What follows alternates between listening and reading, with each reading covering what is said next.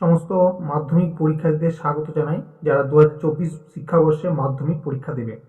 তো আজকের এই ভিডিওতে আমরা WBHA টেস্ট পেপারের সেট 7 এবং পেজ নম্বর 63 যে সেটটি রয়েছে সেটি এমসিকিউগুলি আমরা সলভ করে ভিডিওটি দেখাবো। কাজে তোমরা ভিডিওটি প্রথম থেকে শেষ পর্যন্ত স্কিপ না করে প্রত্যেকটি অঙ্ক মন দিয়ে ভালোভাবে দেখো এবং তোমাদেরকে অনুরোধ করব তোমরা তোমাদের WBHA টেস্ট পেপারটি তোমাদের সামনে খুলে নিয়ে বসবে। পেজ নম্বর হচ্ছে 63।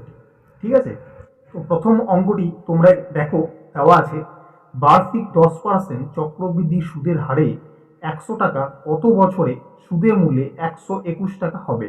ঠিক আছে, এই কোশ্চেনটি তোমাদের দেওয়া আছে, একের দাগে একের প্রশ্ন। এবার এটি আমরা সলভ করব। প্রথমে দেখব কি কি দেওয়া আছে।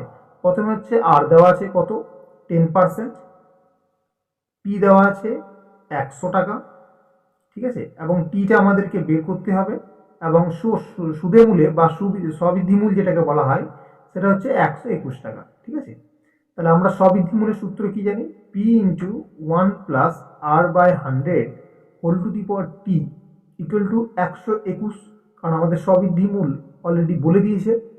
তাহলে পি এর মান কত, পি এর মান হচ্ছে আমাদের এখানে 100 মানে আসল, প্লাস আর আর মানে হচ্ছে 10 বাই 100 টু দি পাওয়ার টি, টিটা আমাদেরকে বের করতে হবে। ঠিক আছে, 121 বা এখানে দেখো 10 10-এ কি হয় 100 কেটে যায়, তাহলে কি হচ্ছে 1 plus 1 by 10 whole to the power T সমান সমান কত হবে 121 বাই 100।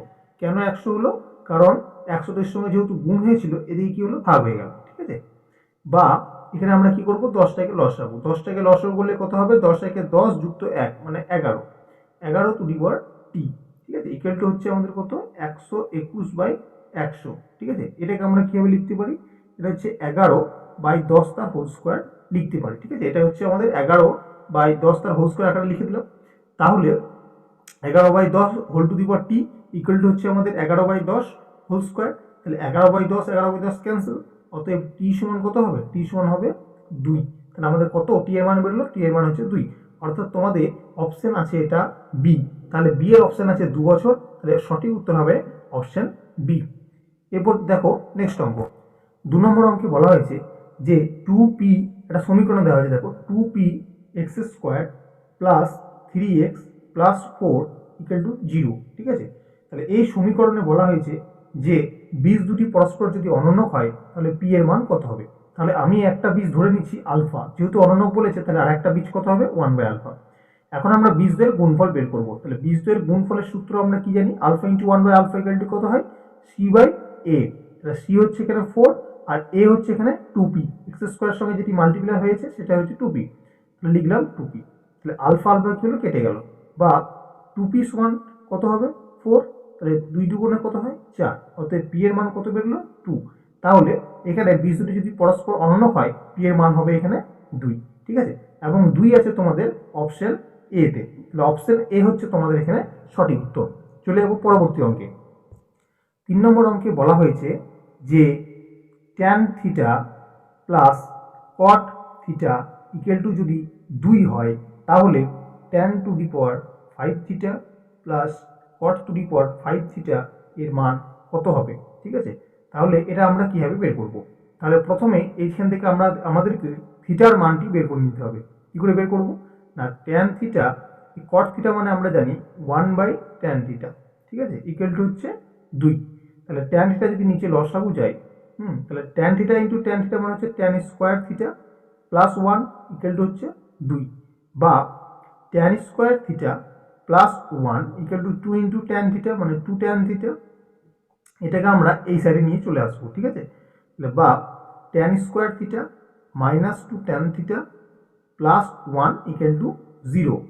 ঠিক আছে, এরপর হচ্ছে A square minus 2ab plus B square, এর ফর্মুলা আমরা কি জানি যে ট্যান থিটা মাইনাস 1 অর্থাৎ a মাইনাস বি তার হোল স্কোয়ারের সূত্র ইকুয়াল টু 0।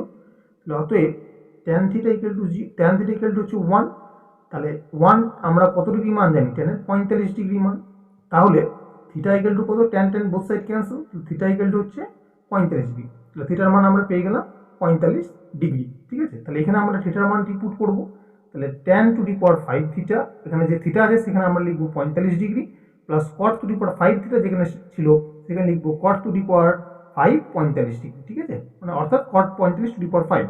তাহলে ট্যান 45 এর মান হচ্ছে 1, তাহলে 1 two the power 5 plus cot 45 এর মান হচ্ছে 1, তাহলে 1 টু দি পাওয়ার 5।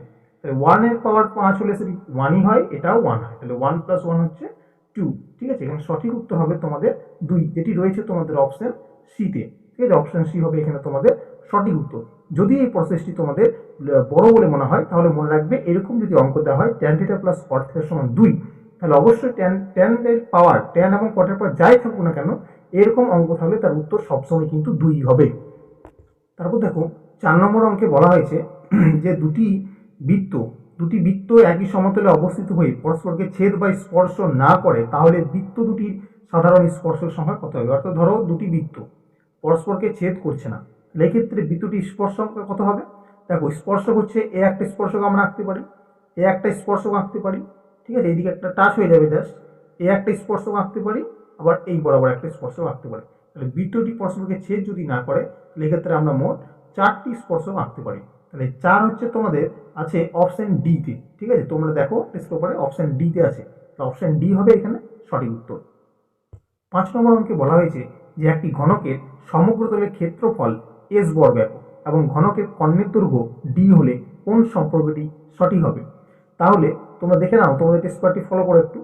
ঘনকের সমগ্র তলের ক্ষেত্রফল বলেছে এস বর্গ একক, তাহলে ঘনকের সমগ্র তলের ক্ষেত্রফল আমরা কি জানি 6 ইন্টু বাহু স্কোয়ার, তাহলে বাহুটা আমি ধরে নিচ্ছি এ, ঠিক আছে, তাহলে 6 ইন্টু বাহু স্কোয়ার ইকুয়াল টু কত এস।